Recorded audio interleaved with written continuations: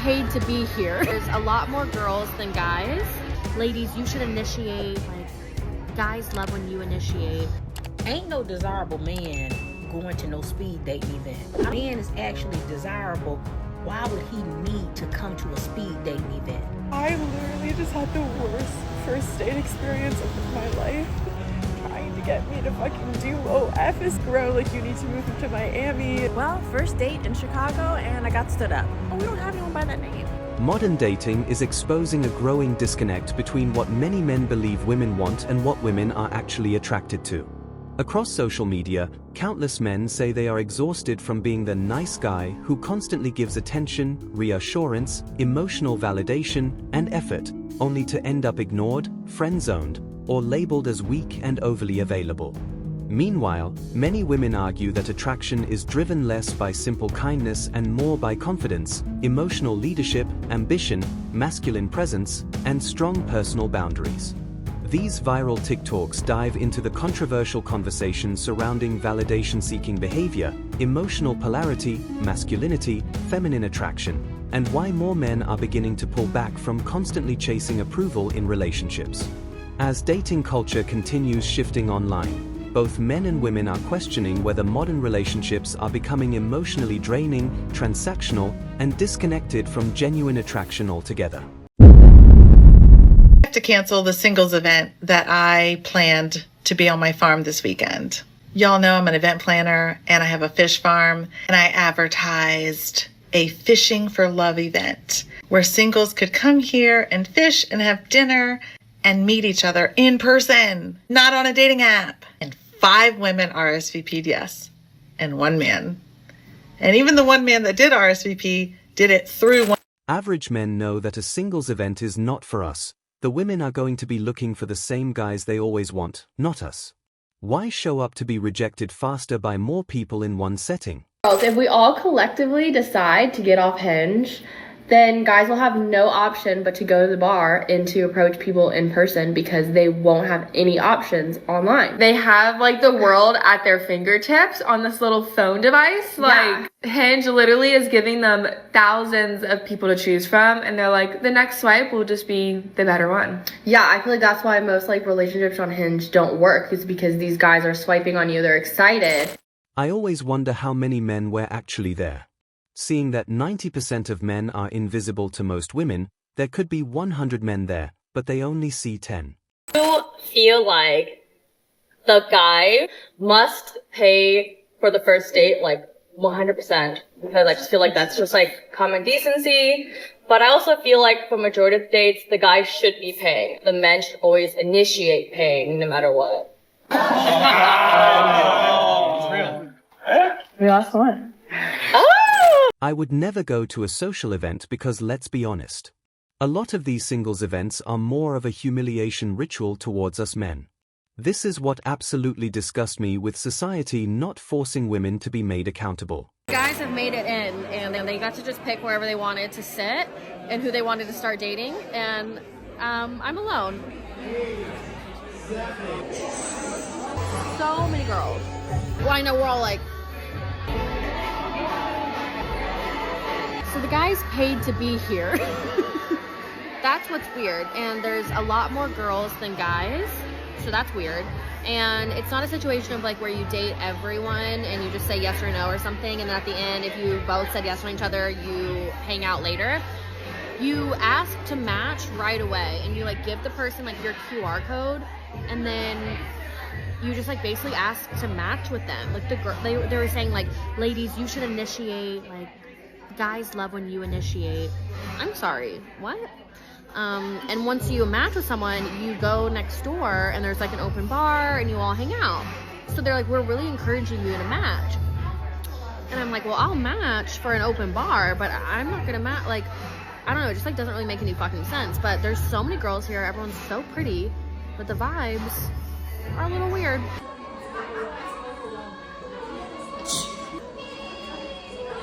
Okay, so I met a few couples that are nice, they're nice, and I'm tipsy, so I like talking to them. They're nice, and they're awkward, but they're fine. I don't know, we're doing okay, but I don't think it is never gonna be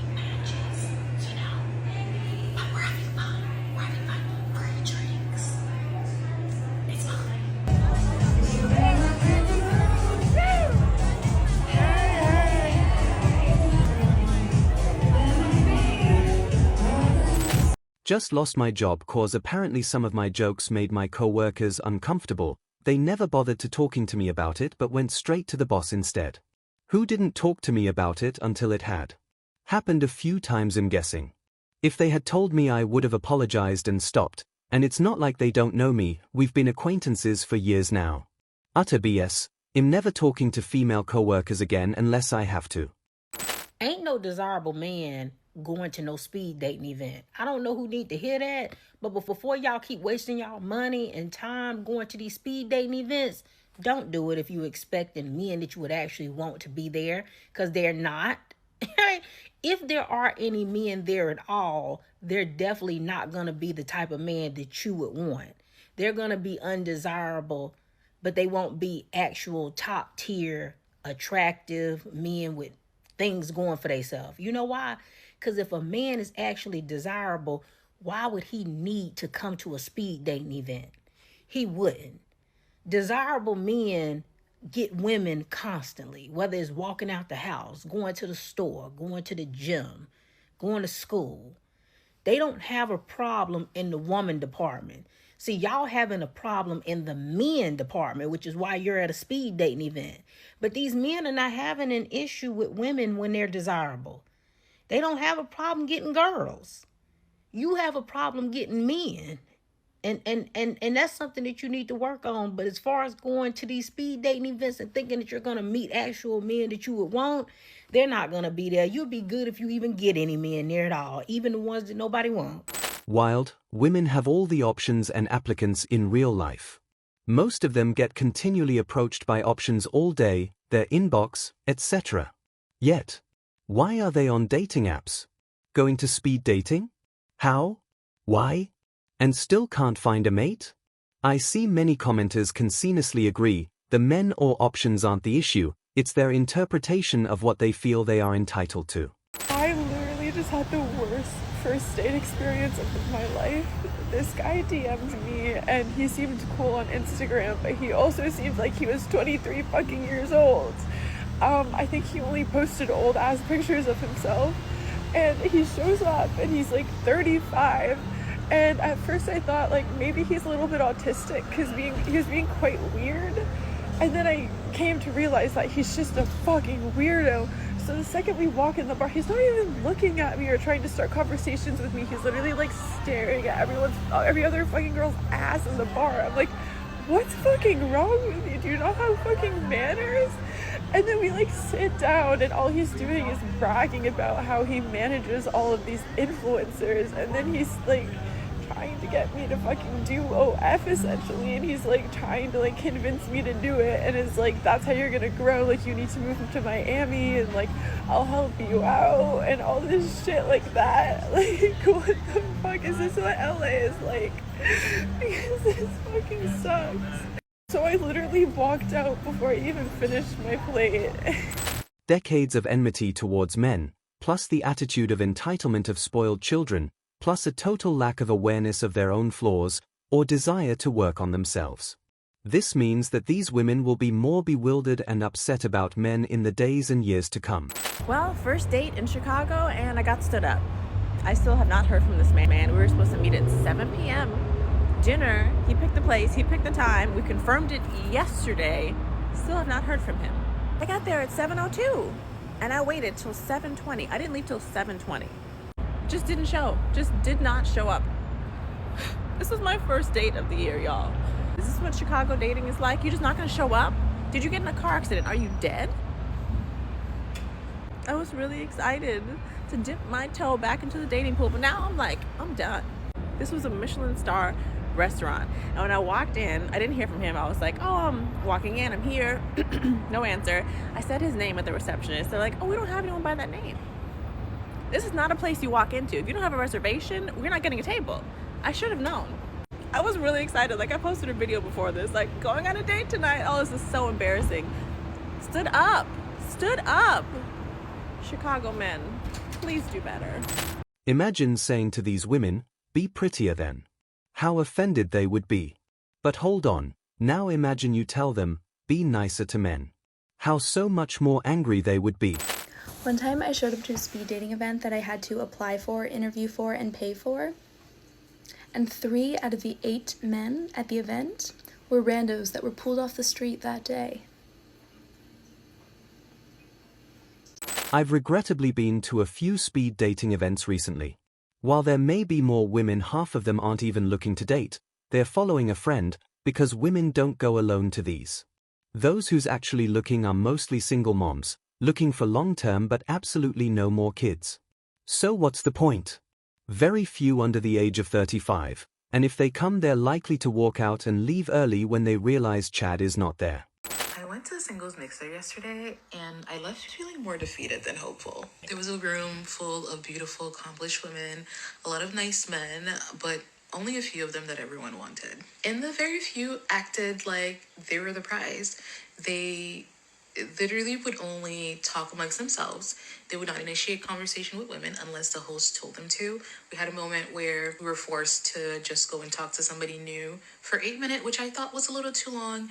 But that was the only time that they would initiate conversation with the women. I personally don't think that speed dating is the best place to go if you are picky about looks. Speed dating is probably not going to be the place that you find like the most conventionally attractive person, because on a balance of probabilities, they generally don't need speed dating. And so a lot of the time, if somebody is very conventionally attractive, especially guys, and they're going to a speed dating event, a similar thing is going to happen that happens on a lot of dating apps where the like most conventionally attractive guys get the lion's share of interest. And here's my thing, and I know a lot of people aren't going to like it, because I don't really like this whole like prize conversation. I don't believe that in a healthy relationship anybody is the prize. I don't think that we should view men and women like prizes to be won. I think that people are human. But when we're talking about people who generally have a lot of options, a lot of times those people do act like they have options. And it makes sense. When you have options, your standards or how you expect to be treated kind of rises because you know that there's another opportunity around the corner. So I'm actually not somebody who agrees with the common rhetoric that's going on now about how you should only date within your looks league, how you should only date people who are as conventionally attractive as you are. I think it's personally fine to only go for people that you're really, really attracted to, even if by conventional beauty standards, they might technically be more conventionally attractive than you. But the caveat with that is that I do think you have to have realistic expectations about what dating that kind of person is actually going to mean. Because if you want somebody who has a lot of options, and when I say a lot of options, I'm saying options that they would actually find suitable to date. Because I don't know what those men's preferences were, but in this example, I know that some women will say, well, I have a lot of options too, so it's equal. And it's like, okay, but let's say that that guy would have been happy going on dates with any number of women at that event. But the same is not true for the women at the event. So even if those women technically have just as many options, it's not options that she actually wants. When we're talking about the options of people that you actually are attracted to and would be willing to go on a date with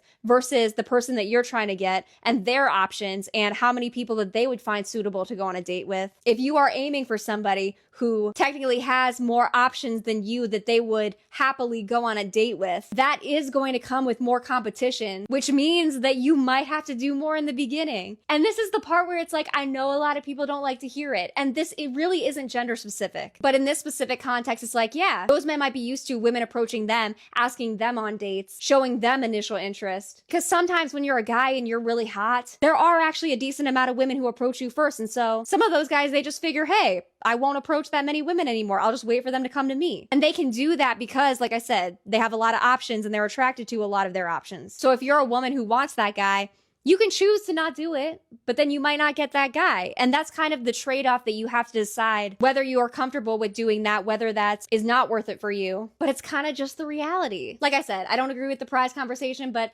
people with options, they generally tend to act like they have options. And they are less likely, in my experience, to chase or really court anybody very strongly, unless that person is like their 10-10. But a lot of times they don't anyway, because they're just so used to getting that attention. The last thing I'll say though is this. I do personally wonder if she was bi or a lesbian, if she went to that event, if she would find most of those women attractive enough to actually go on a date with. Because I do think that the sort of standards when you know that sexual attraction really isn't involved versus who you would actually choose if you knew that you would eventually have sex with that person, I do think they tend to be different. This one video went viral a couple weeks ago where thousands of women were in the comments complaining that they're used to dating men, and then once they started dating women, they barely got any matches on dating apps, despite seeing many attractive women on those apps. The women in the comments were talking about, wow, I didn't realize how picky women are even when they're assessing other women. So when I see comments like that, and then I see statements like what she said, I just have to wonder if it would be the same if she was actually into women. Because as a woman who also dates both men and women. I think a lot of women who date women are pretty picky. Now, they might not be as picky as dating men, but I still think they're pretty picky.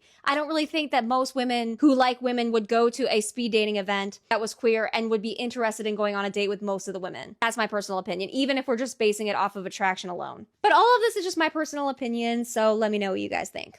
Bye.